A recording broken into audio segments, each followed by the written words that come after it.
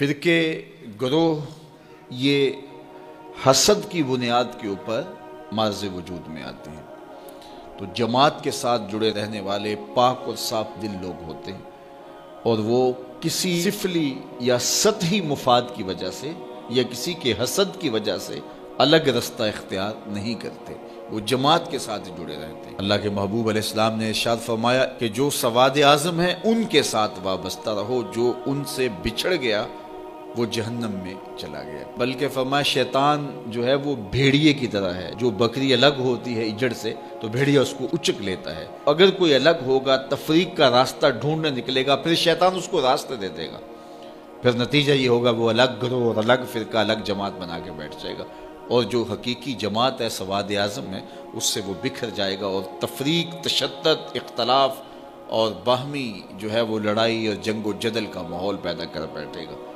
اس لیے ہمیں اپنی زندگی میں ہمیشہ مزاج میں صلح جوئی رکھنی چاہیے، بات بات پہ بگڑنا، ہر بات پہ اختلاف کرنا اور الجھاؤ پیدا کرنا، بعض لوگ اس کو تحقیق کا نام دے کے ہر وقت ہی جو ہے وہ عجیب کیفیت میں رہتے ہیں۔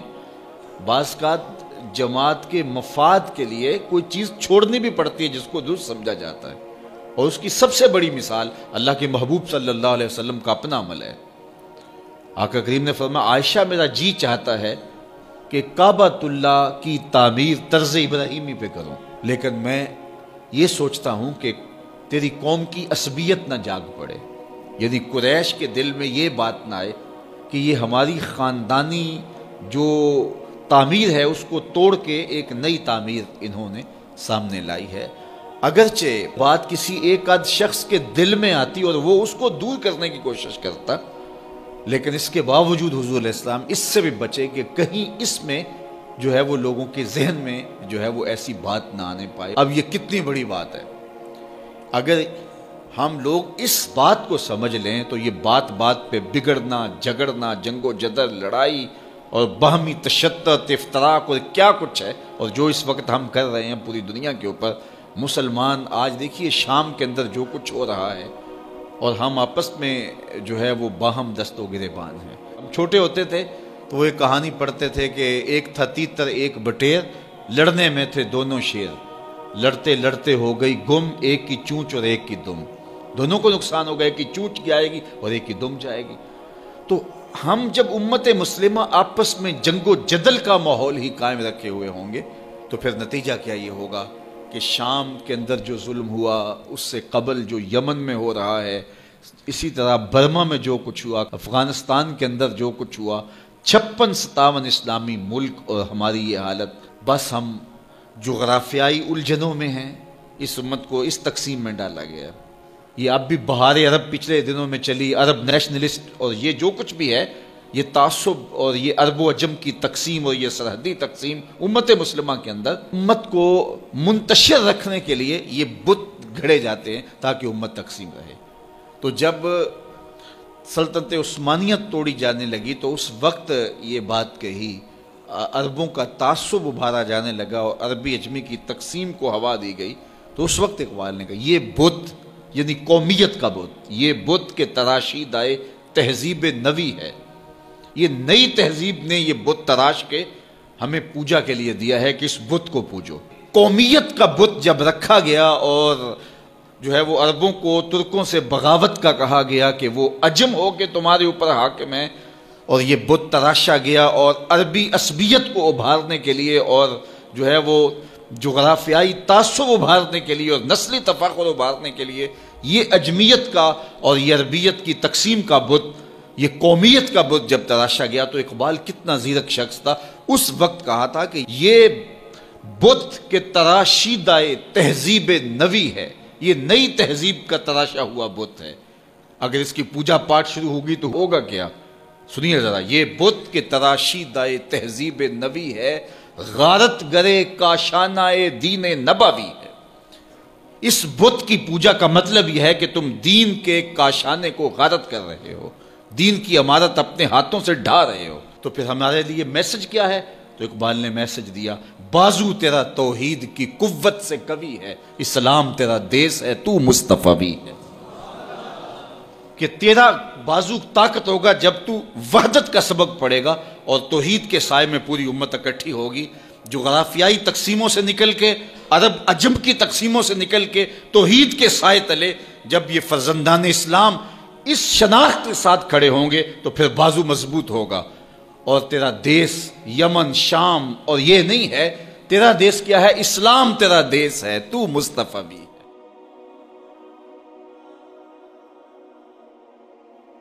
حضرت سیدنا عمر بن خطاب رضی اللہ تعالیٰ عنہ روایت فرماتے ہیں کہ حضور نے ارشاد فرمایا انما الاعمال بالنیات، اعمال کا دار و مدار نیتوں پہ ہے. اچھی نیت ہوگی تو عمل بھی خوبصورت ہوگا اور اس کا ثواب ہوگا. نیت اچھی نہیں ہے تو وہی عمل بیکار ہوگا. تو نیت پر عمل مرتب ہوتا ہے. چور بھی ساری رات جاگتا ہے، چوکیدار بھی ساری رات جاگتا ہے، لیکن چور کا جاگنا کسی اور نیت سے ہے، اس جاگنے سے اسے ثواب نہیں ملتا. اور چوکیدار ساری رات جاگتا ہے تو ایک ایک لمحے کا ثواب اس کے نامہ اعمال میں درج ہوتا ہے. اب دونوں نے بیداری میں رات کاٹی، لیکن نیت کے فرق سے سزا اور جزا مرتب ہوئی. تو جو ہم عمل کرتے ہیں اس کی نیت سے اس کا ثواب ہمیں ملتا ہے. آپ میرے لیے کوئی کام کریں اور آپ کی نیت کچھ بھی ہو، میں تو آپ کے عمل کو دیکھوں گا تو اس کا جو بھی صلہ یا حق بنتا ہے آپ کو دوں گا. لیکن جو اللہ کے لیے کام کیے جاتے ہیں اللہ تو نیتوں کو دیکھتا ہے. تو اگر نیت اچھی نہیں ہے، لوگوں کی نظر میں ہم اچھے بھی ہوں، لیکن اللہ تو خوب جانتا ہے کہ یہ عمل کس لیے کیا گیا ہے. کل قیامت کے دن ایک قاری کو، ایک سخی کو اور ایک شہید کو بارگاہ عزدی میں پیش کیا جائے گا، اور پھر انہیں کہا جائے گا کہ انہیں جہنم میں لے جاؤ. تو وہ قاری قرآن کہے گا مالک ساری زندگی میں نے قرآن کی نوکری کی، تو کیا مجھے جہنم کا حکم دیا گیا ہے؟ تو فرمایا جائے گا کہ تو نے اس لیے خدمت کی کہ لوگ تجھے تحسین کریں، واہ واہ کریں اور اس سے تو نذرانے بٹورے، سو وہ تو نے جو چاہا وہ تجھے مل گیا. اب آخرت میں تیرا کوئی صلہ نہیں ہے. پھر شہید کو کہا جائے گا، بلایا جائے گا اور کہا جائے گا اس کو جہنم میں ڈال دو. تو وہ عرض کرے گا مالک میں نے جان جیسی متاع عزیز تیری راہ میں لٹا دی. تو اللہ تعالیٰ جل شانہ ارشاد فرمائے گا کہ اس لیے کہ لوگ تجھے شہید کہیں، تیرے نام کے ڈنکے بجیں، تیری بہادری اور جرت کے پھریرے لہرائیں، تو جاتے ہوئے اس نیت سے میدان عمل میں جوش و جذبے کے ساتھ گیا تھا تو وہ ہو گیا. لوگوں نے تیرے نام کے نعرے بھی لگائے، داد و تحسین بھی دی، تو اب تیرا کوئی حصہ نہیں ہے. اللہ اکبر. پھر بلایا جائے گا سخی کو، وہ کہے گا مالک میں نے خون پسینے کی کمائی تیرے راستے میں لٹا دی.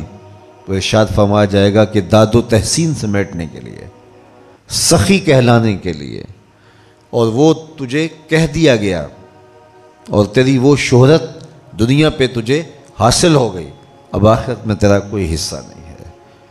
تو نیت پر اجر مرتب ہوتا ہے. تو یہ تینوں کام کتنے مقدس کام تھے، لیکن نیت کے فرق سے اس کی جزا مرتب ہوئی. اور پھر حضور نے مزید ارشاد فرمایا اللہ طیب ہے اور طیب کو ہی پسند کرتا ہے، اور وہی عمل قبول کرتا ہے جو محض اس کی رضا کے لیے کیے جاتے ہیں. تو وہ عمل جو محض اللہ کی رضا کے لیے کیا جائے وہی عمل قبول ہے. تو میں اور آپ اپنے اعمال کا جائزہ لیں. بعض کا بڑی لمبی مشق کرتے ہیں، ہم بڑی لمبی مشقت اٹھاتے ہیں، لیکن نیت کا فرق اس مشقت کو کسی کھاتے میں پڑنے نہیں دیتا. تو میں اور آپ سب سے پہلے اپنی نیتوں کا استحضار کریں. تو اللہ تعالیٰ جل شانہ ہمیں اس کی توفیق دے. یہ بھی اس سے مانگنا چاہیے.